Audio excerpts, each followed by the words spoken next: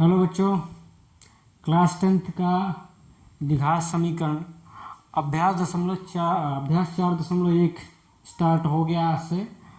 तो इसमें क्या है, गुणनखंड विधि द्वारा समीकरण को हल करना होता है। तो 9th में भी ऐसे ही सवाल आते हैं। आप किसी भी क्लास के हों, जूनियर क्लास के हों या हाई स्कूल के हों, आप हमारे साथ जुड़ सकते हैं। और ये जो मैं सवाल बताने आपको जा रहा हूँ, निश्चित रूप से एक सवाल में ही आप पूरी तरीके से पूरा आप मेथड समझ जाएंगे। तो चलिए देखते हैं सवाल क्या है। ये समीकरण है, इसको कहते हैं द्विघात समीकरण। सबसे पहले जान लेते हैं द्विघात समीकरण क्यों कहा जाता है। क्योंकि इसमें सबसे बड़ी घात 2 है। ठीक है, ax² + bx + c = 0 एक द्विघात समीकरण होता है। उसी के बेस पर ये समीकरण रखा हुआ है। 9x² - 3x - 2 = 0। इसमें हमें x की वैल्यू निकालना होता है। तो चलिए देखते हैं क्या है। तो सबसे पहले क्या करते हैं हम, ध्यान से देखिएगा। ये इनका यहाँ पे हम देख रहे हैं x² का जो गुणांक है वो है 9 और यहाँ पे अचर संख्या है -2। तो इस प्रकार का जो द्विघात समीकरण का गुणनखंड विधि से हम सवाल लगाते हैं, उसमें x² का जो गुणांक होता है उसको अचर संख्या से हम क्या करते हैं, गुणा करते हैं। तो 2 से पहाड़ा पढ़ेंगे 9 बार, 2 × 9 = 18। ठीक है, जो 18 आ जाता है तो उसके बाद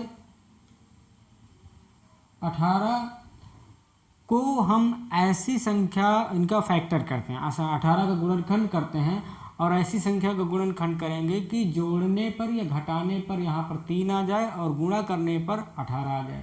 तो देखिए 9 दूना 18 हुआ, 9 × 2, इन दोनों को किया तो कितना आया 18। अब 18 का गुणनखंड करते हैं तो 6 × 3 = कितना हो जाएगा 18। और 6 में से अगर 3 घटा देते हैं तो कितना बचेगा, 3 बचेगा। ठीक है, तो उसी प्रकार से जब 2 को 9 से गुणा करते हैं तो आता है 18 और उसी 18 को जब हम फैक्टर करते हैं तो 2 ऐसी संख्याओं का गुणनखंड 18 होना चाहिए, उनको घटाने पर 3 आना चाहिए। तो यहाँ पर 6 × 3 = 18 हो गया और 6 में से 3 गए, 3 हो जाता है। 6 में से 3 घट जाएंगे तो 3 आएगा। तो इस प्रकार से ये होता है, ये गुणनखंड हो गया। अब इसको यहाँ पे हम लिख लेते हैं माइनस, इससे इसमें गुणा करेंगे 6x हो जाएगा, माइनस माइनस कितना हो जाता है, प्लस हो जाता है। और 3 से x में गुणा करेंगे तो 3x हो जाता है, -2 = 0। हम यहाँ पर देख रहे हैं कि यहाँ भी x है और यहाँ भी x है, तो इसमें एक x कॉमन हो सकता है और 3 भी कॉमन हो सकता है, क्योंकि 3 9 में भी है और 3 6 में भी कॉमन है। तो 3 यहाँ पे कॉमन कर लेते हैं, 3x, तो 3 × 3 = 9, 1x - 3 दूना 6, ऐसे आ गया 1x। ये x से x कॉमन हो गया, मतलब कट गया। ठीक है, प्लस अब यहाँ पे कितना कॉमन करेंगे, यहाँ पे कॉमन करेंगे 1। ठीक है, अब कितना, जब 1 करेंगे तो यही संख्या पूरी आ जाएगी यहाँ पर, क्योंकि 1 × 3 = 3 - 1 × 2 = 2 आ जाता है। अब यहाँ पे हम देख रहे हैं 3x - 2 और यहाँ भी 3x - 2 है। जब दोनों सेम है तो हम समझ जाते हैं हमारा गुणनखंड का जो सवाल है ये सही लग रहा है। अब इनको और इनको एक ब्रैकेट में कर लेते हैं, 3x + 1 और 3x - 2 जो है इसमें से कॉमन कर लिया जाता है, 3x - 2 = 0। इस तरह से ये हो गया।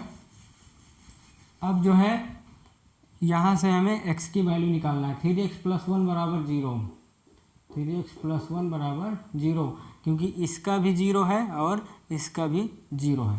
तो 3x + 1 को इधर पक्षांतर करेंगे तो -1 आ जाएगा और यहाँ पर 3 जो x के साथ गुणा में है तो पक्षांतर करेंगे तो ये भाग में आ जाता है। तो x का मान यहाँ पे आ गया -1/2।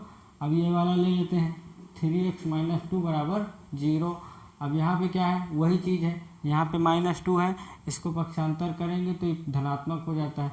x 2 बटा ये गुणा में है तो ये आ जाता है भाग में। तो यहाँ पे x का 2 मान निकला, x बराबर -1/2, एक मान कितना निकला, 2/3 निकला। तो इस प्रकार से आपका ये सवाल लग जाता है। तो इसी बेस पर आगे भी सवाल लगेंगे, तो आप हमारे साथ बने रहें। अगले वीडियो में मैं थोड़ा सा और कठिन वाला सवाल आपको बताऊंगा, जिससे आपको अच्छी तरीके से समझ में आ जाए। मिलेंगे अगले वीडियो में, तब तक के लिए जय हिंद। चैनल को सब्सक्राइब जरूर कर लें।